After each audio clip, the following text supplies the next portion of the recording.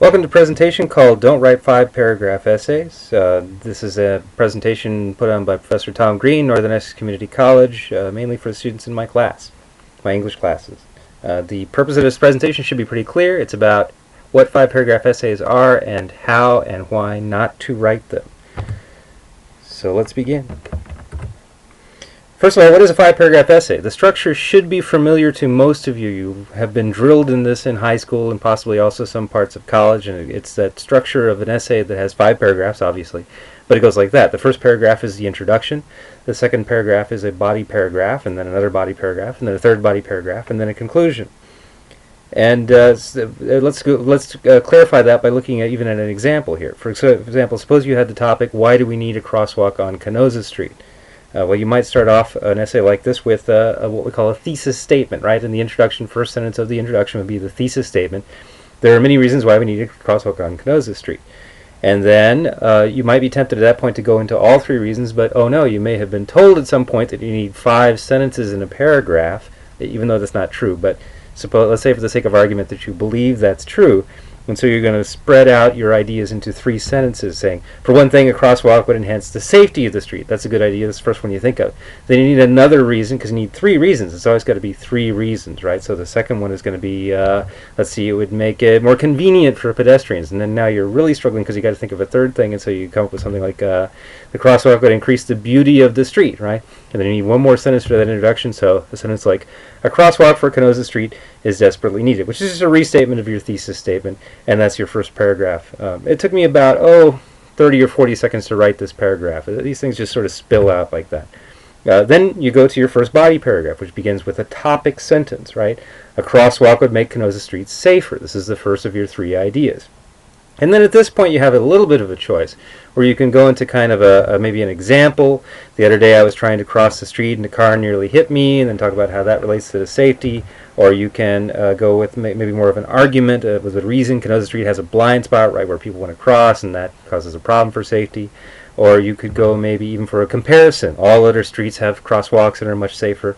A whole variety of different things you can do there. But basically you're going to fill in 2 or 3 sentences of reasoning and then end your paragraph with a sentence like, thus Canosa Street would be safer if it had a crosswalk, which again is a restatement of the topic sentence. And then you go on to your second body paragraph, which begins, a crosswalk would make Canosa Street more convenient. And then you supply some stuff in there. And so this formula should be familiar to everybody. You get through your 3 body paragraphs, your 3 reasons, you get to your conclusion, and your conclusion starts off with, in conclusion, there are 3 reasons why you should have a crosswalk on Canosa Street, and you restate the reasons, and that's the 5-paragraph essay. So it's pretty straightforward. It's very easy. Probably everybody learned this. I'm kind of making fun of it as I go because I think it's kind of a problem for when people write these essays. And I'll tell you why. First of all, what's bad about the 5-paragraph essay is nobody in the real world actually writes these things. Unless something very unusual and unexpected happens to you in your college career, you will never again be required to write another one of these essays. Now, somebody in one of your college classes, a teacher may ask you to write one at some point, but it's very unusual. And I would be extremely surprised if anywhere in the real world, I'm talking as a professional writer here, if anybody in the real world ever asked you to write a 5-paragraph essay about anything. And it's no wonder that nobody in the real world writes these things, because who would want to read a 5-paragraph essay? It's incredibly boring and predictable. Doesn't really say much of anything. I mean, I've seen a couple of good 5-paragraph essays, but for the most part, it's just plugging a lot of filler text into a formula to show that you know the formula.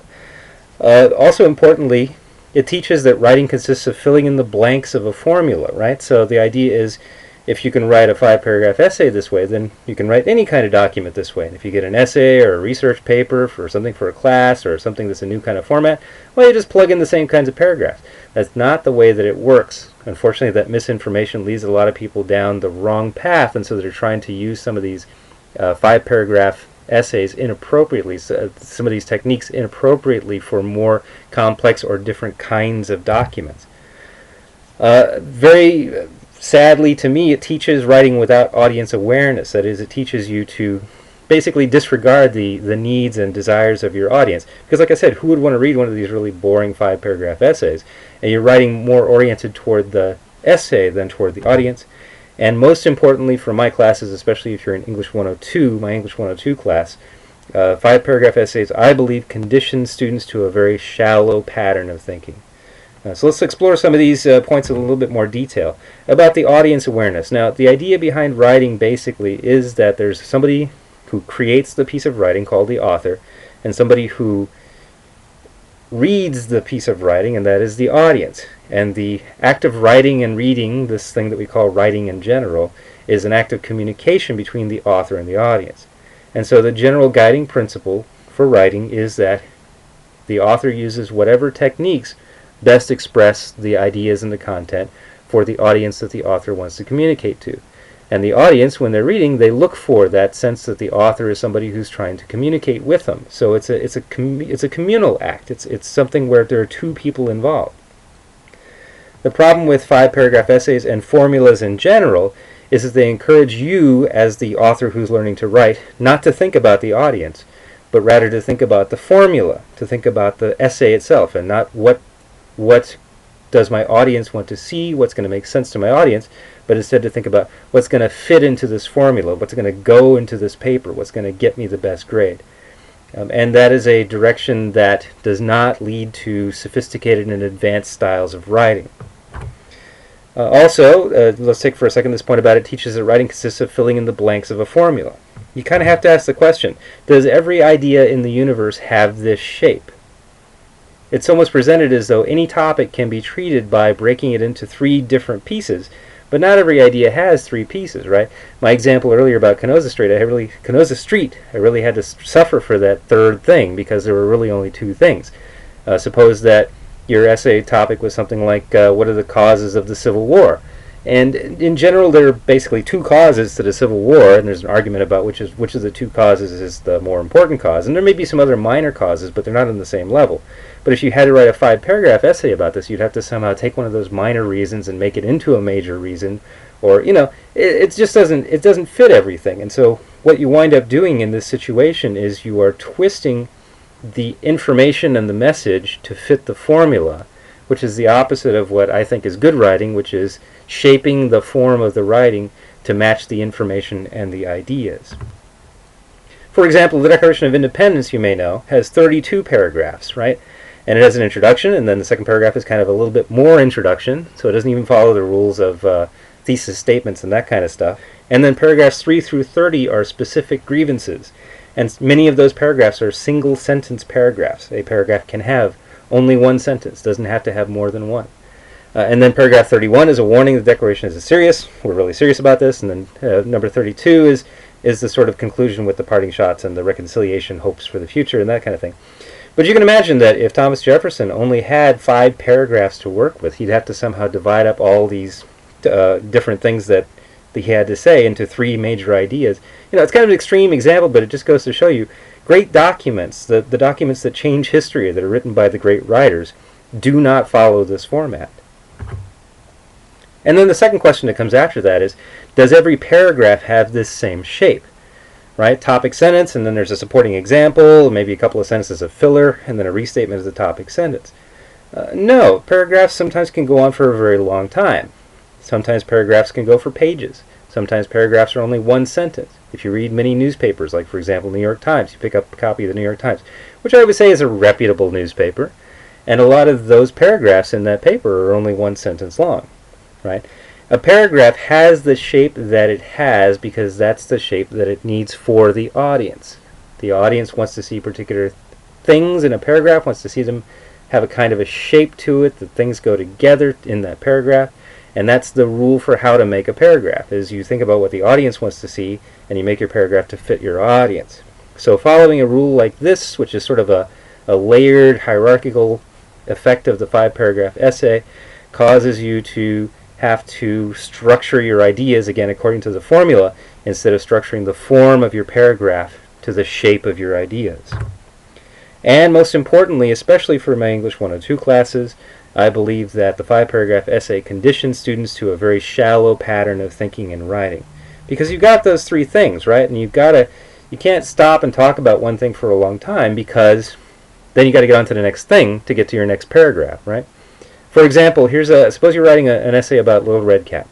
and you start off a paragraph, a body paragraph, and you say, Little Red Cap is a story about what it's like to leave home for the first time. Little Red is dealing with her fears about being separated from her mom. And like the caption says, most people get to this point with no problem. But this is the place where people run into trouble, because you can go a couple of different directions now in this paragraph that you're writing.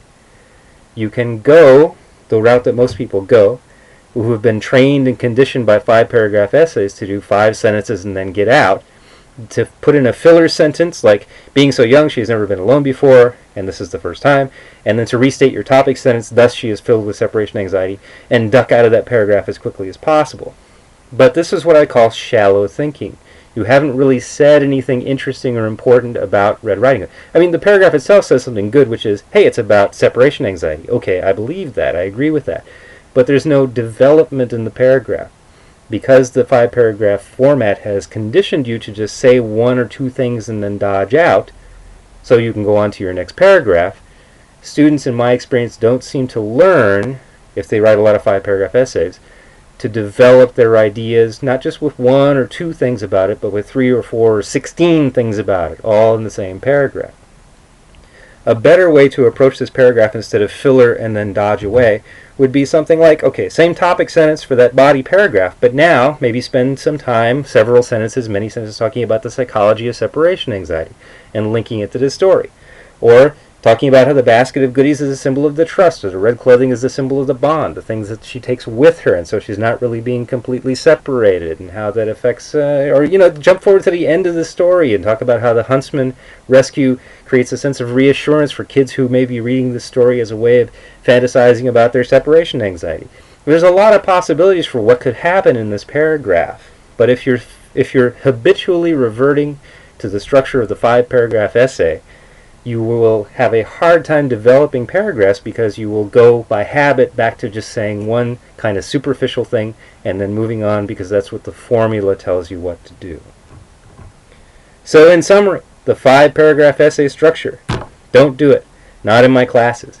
If you write at any time for me something that is a 5-paragraph essay, especially the structure that shows that really shallow pattern of thinking within the paragraphs, I will give it back to you and say, this is a 5-paragraph essay, please do it again.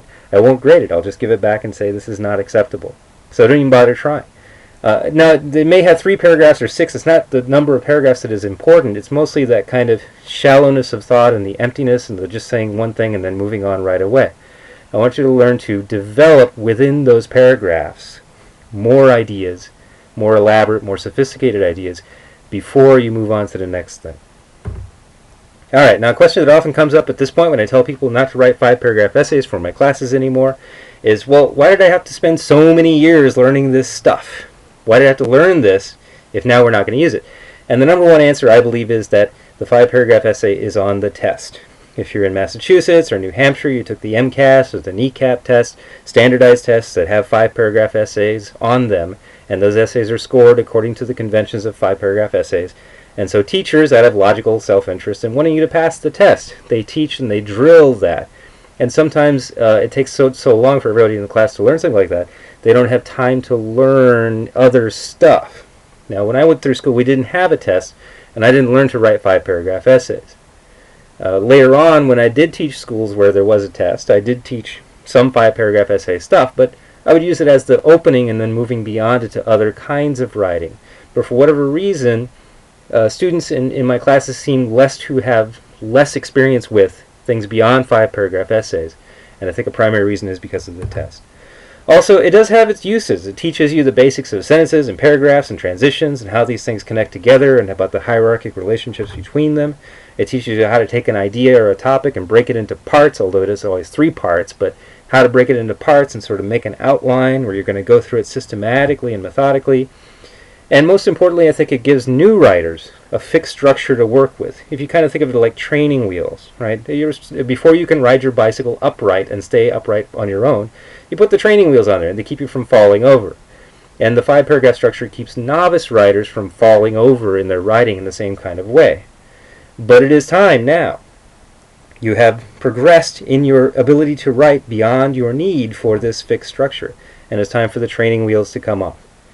Remember that the rule for writing, especially in my classes, but I believe in general, is that the right thing to do in the document is what the audience wants you to do. The right thing to do in writing is to communicate as best you can to the audience using whatever means you can use to best communicate with the audience. 5-paragraph essay is a formula that tends to interfere with that often, unless your audience is expecting a 5-paragraph essay. And so it's time to grow beyond it. You're not going to forget. If somebody does ask you in the future to do a 5-paragraph essay, you're not going to have forgotten how to do it, right? But as you experiment, as particularly in my classes, with different kinds of writing, with opening up that structure, with playing around and ditching the formula, you will find that more often than not, you stay upright without the training wheels. So it's time to grow, it's time to move beyond, and start playing around with different kinds of stuff. Thank you.